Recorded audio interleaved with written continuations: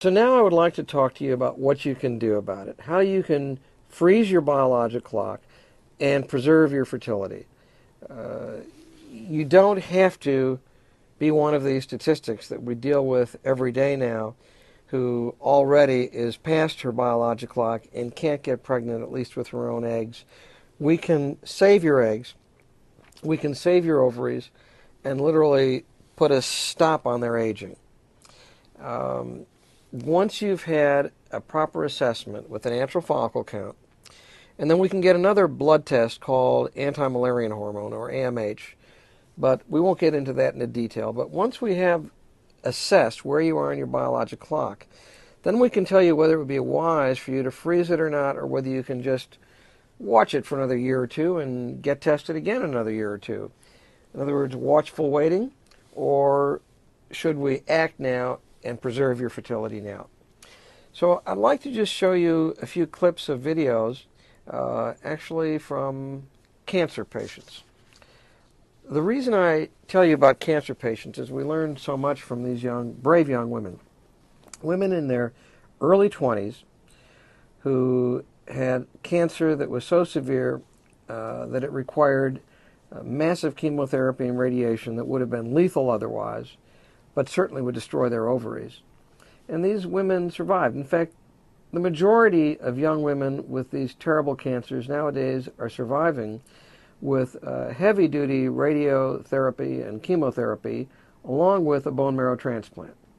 But they've completely lost their ovarian function and can't have children, unless what we've done is we've either frozen their eggs or we've frozen their ovaries before they undergo this treatment. And then they can have their ovary transplanted back, or we can give them their eggs back with an IVF cycle at a later date, 10 or 15 years later, so that even though they thought they would have to be sterile because of their cancer treatment, they're not losing their fertility at all. Why do I bring them up? Because I'm talking to a larger population now. I'm not just talking to the cancer victims. I'm talking to every young woman. When I talk to the cancer patients 5 years later who have been cured of their cancer, one of their major themes is they feel actually relieved, in fact, grateful in one respect that they had cancer, because now their ovaries are frozen or their eggs are frozen. And their girlfriends are all talking about and worrying about their biological clock. They haven't met the right man yet. They want to advance in their career, or they are married, but their husband and them want to build up more of a nest egg so they can afford a down payment on a house before they decide to have children. But they're worried that by the time they decide to have children, they know about their biologic clock, that they may be infertile. These cancer victims don't have those worries, and they tell me how grateful they are. They know that they have frozen ovary that can be transplanted back at a later date, and they don't have to worry about when they decide to have children. So they have tremendous peace of mind. Ironic, because you would think what they went through is a tragedy, but it turned out to be a benefit. And I give that example because if they feel that way, then perhaps all young women ought to find out what their risk is of losing their eggs in the next few years. In other words, where they are in their biologic clock. And if they have that risk, I think it would be wise to have either ovarian tissue or eggs frozen to preserve their fertility. So let me just give you a few news clips from some of these patients that might be of interest to you. When she found out the chemo would make her infertile, Melissa turned to Dr. Silber. In a simple outpatient surgery, Dr. Silber removed tissue from her ovaries. Since all of the eggs in a woman's ovaries are located on the outer rim, only a small incision was needed to dissect the thin outer membrane from the ovary and remove it. The tissue was then put through a computer-controlled, gradual freezing process. Now I'll show you another clip that'll demonstrate what I'm talking about. If a woman is using this procedure to prolong fertility, Dr. Silber will first do an ultrasound on the woman's ovaries to determine if she will benefit from the tissue freezing. By counting the follicles, which are the little black holes in the outer part of the ovaries, Dr. Silber can actually count a woman's eggs. When you come in and have your antral follicle count ultrasound, well, plus some simple hormone tests, but the ultrasound is the main thing. We can tell you where you are in your biologic clock. So let's talk a little bit about freezing of eggs and of ovarian tissue, because I think I made it clear now that with modern cryobiology techniques, very special techniques that have been introduced from Japan, and I must say that we've been leaders in introducing this, but it was developed, these newer techniques were developed in Japan by colleagues who we have incredible regard for. And we have a choice. We can either freeze your eggs or we can freeze your ovarian tissue. Now, it works a little bit differently for each one. For freezing your eggs, we'd have to stimulate your ovaries with hormones the same way we do for IVF, and then we retrieve them as a simple outpatient procedure with no surgery whatsoever, just as though it were an IVF cycle. Now, until only recently, you could not freeze eggs with any reliability whatsoever.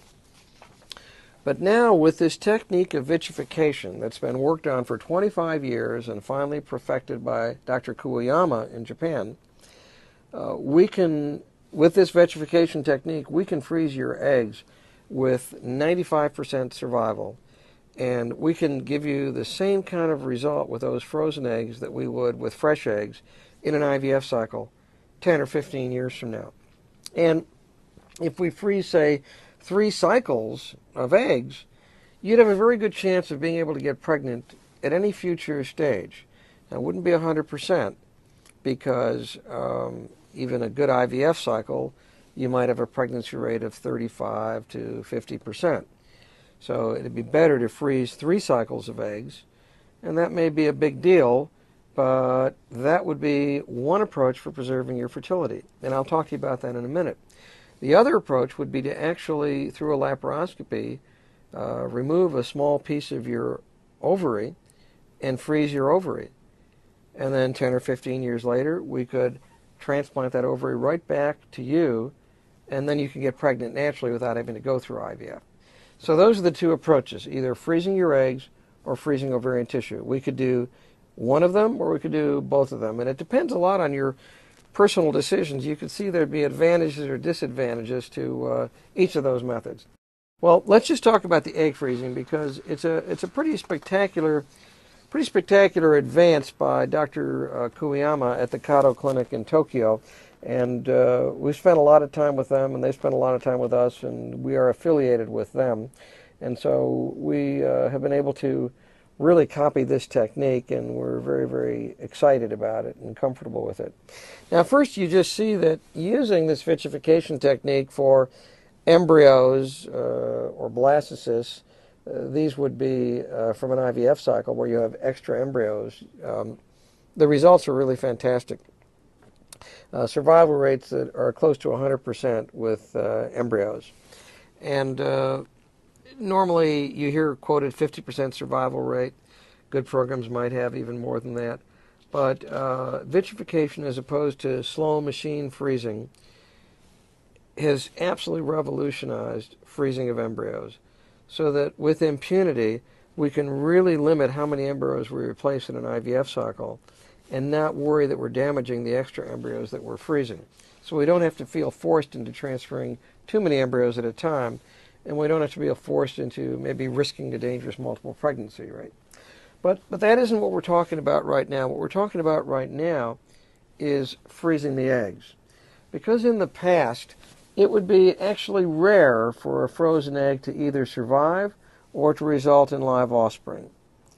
And the reason for that is that when we're freezing, 70% of all of you, 70% of your body and 70% of your egg is going to be water. And when you put a milk bottle in a freezer, it expands as it forms ice, and it breaks the glass, and the milk bottle breaks. So we all know as water freezes into ice, it expands, and that expansion causes damage. Builders all know when water gets into cement and leaks into it, and then it freezes as ice, it cracks the cement.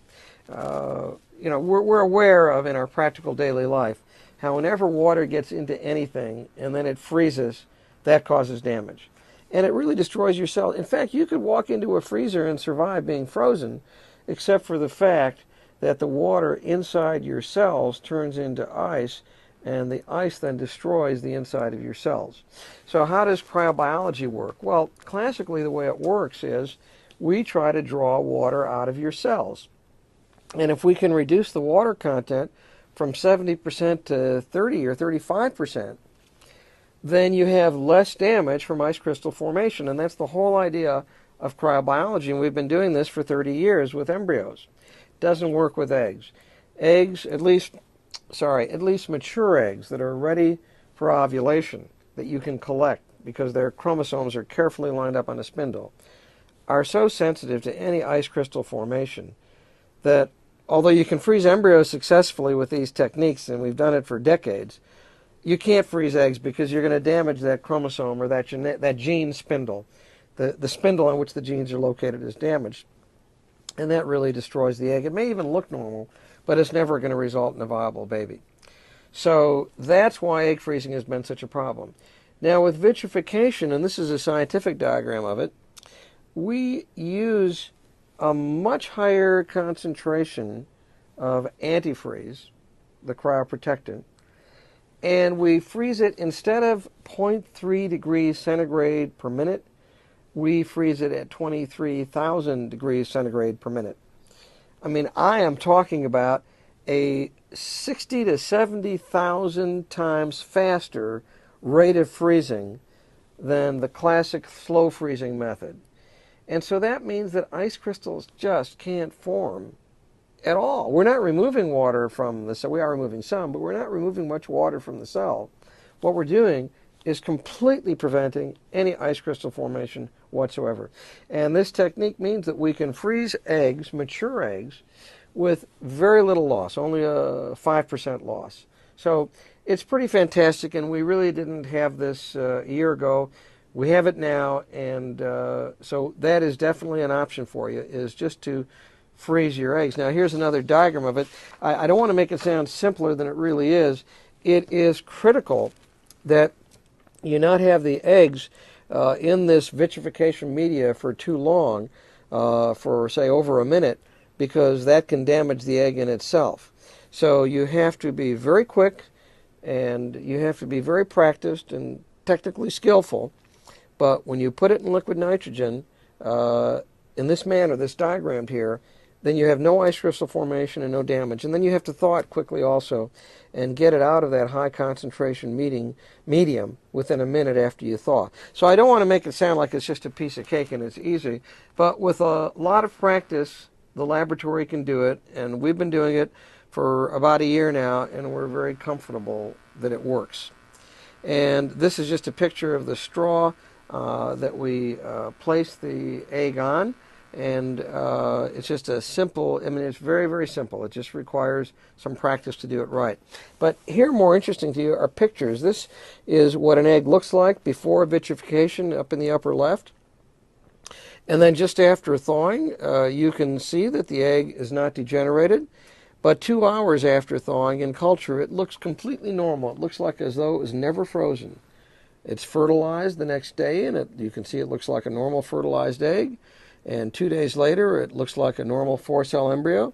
And in 5 days, it's normal blastocyst. So this is just a typical picture that despite the egg having been frozen as a mature egg, it is perfectly capable of normal development. And the thing is, when we freeze your egg, at whatever age you are, that egg doesn't get any older. Not only are we preserving your egg so that, you know, let's say you're worried about running out of them because your antral follicle count is low, not only won't you run out of them because you've got frozen eggs that are preserved, but that egg doesn't age. So you've got a double advantage.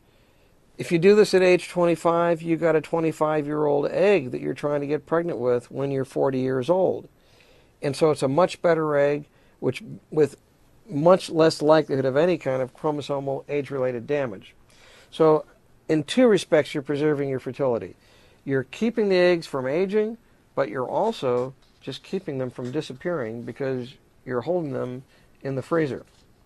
So This is just a graph that's maybe too complicated of the pregnancy rates with frozen eggs that are subjected to IVF. And you can probably see with almost 50% pregnancy rates and almost 35% delivery rates that the pregnancy rate really is not much different than you'd get with fresh eggs that have never gone through freezing. Now let's talk about another approach that for some women will be preferable, and that's ovarian tissue freezing. Ovarian tissue freezing is really exciting. It's an outgrowth of the work that you probably heard all about that we did on ovary transplantation.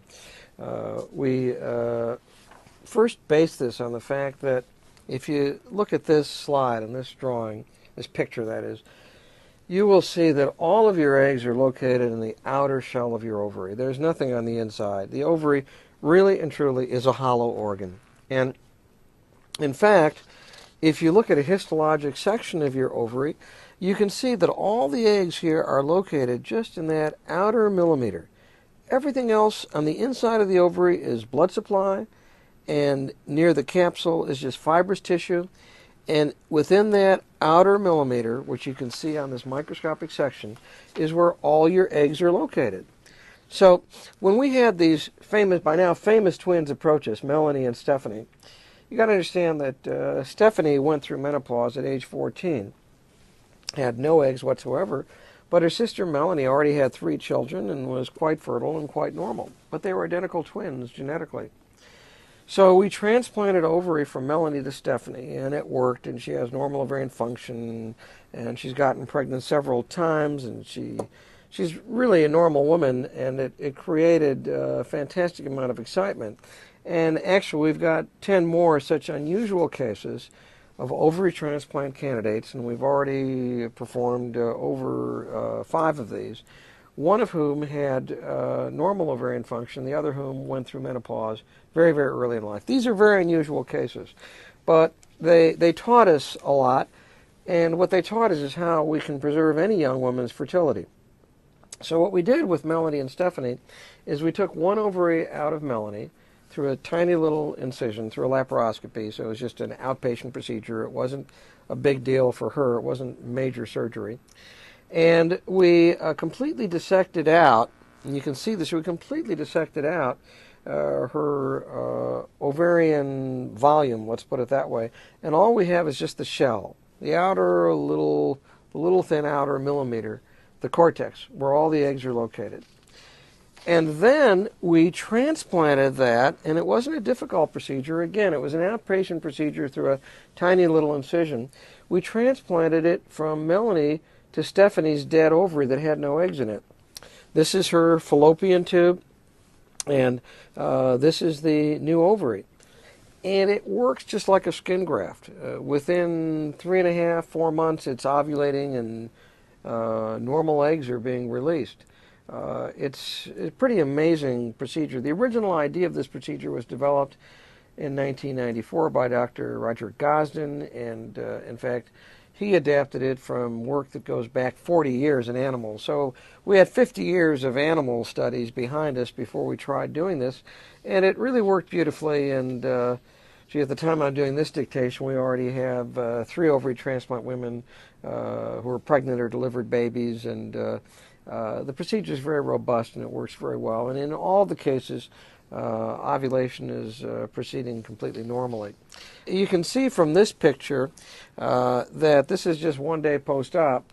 It wasn't a big deal or a painful operation. It was a relatively inexpensive outpatient procedure that was able to be utilized to put that ovarian tissue back from Melanie into Stephanie. And in fact, here we have a picture of them, her husband and her with her baby, when the baby girl was first born. And here we have a picture of the 2 twins together with the baby. And you know, Melanie was so happy that she was able to contribute, because she always felt guilty as being the twin that had normal ovaries and had 3 children, and Stephanie had none. They had tried IVF with egg donation, and it didn't work. And they just had run out of money because insurance didn't cover for it, and IVF is extremely expensive. But this procedure of ovary tissue implantation is extremely cheap, and so they're able to afford it. I mean, it's very, very inexpensive little outpatient procedure compared to going through IVF. So why do I even bring that up? Because I'm talking about you who don't have a identical twin sister, who do have eggs left, that you just want to preserve your fertility. So how do we do that? So what we did with Melanie's ovary is we only transplanted half of it back to Stephanie. The other half we were able to freeze, because with this technique of dissecting out just the outer little shell, the so-called cryoprotectant or the antifreeze can soak into that tissue very, very well. And although you can't usually freeze whole organs, we're able to freeze a thin strip like this without any problem whatsoever. So we took this thinned out little cortex where all the eggs were, and this represents half of Melanie's ovary, and we froze it. And the fact is that you can thaw this and transplant it back, and this ovary isn't going to be getting any older. In fact, here you can see we're just taking little pieces of ovary. We had 12 different pieces of ovary, putting it into cryovials, successfully freezing it, and then anytime she wants to have another baby, either Melanie or Stephanie, we can thaw just another piece of ovarian tissue and implant it back into her ovary. And here I'm going to show you just a little video of how this is done. Then we're going to let it equilibrate in the propane dial on a shaking stage at 4 degrees centigrade for 1/2 hour for complete permeation. Once that half hour is completed, then these strips will be taken out of propane dial and placed in separate cryovials that have 1.5 molar propane dial and 0.1 molar sucrose. And after 10 minutes of equilibration, will then be placed in the freezing machine and frozen at the same controlled rate, computerized methodology that is used for our embryo freezing program. So, believe it or not, that little video you just saw was made in 1996. So we have over a decade experience with freezing ovarian tissue. But now we know also that that transplanted tissue, when it is transplanted back, works. So the conclusion is that women can now freeze time, so to speak, and they can beat their biologic clock.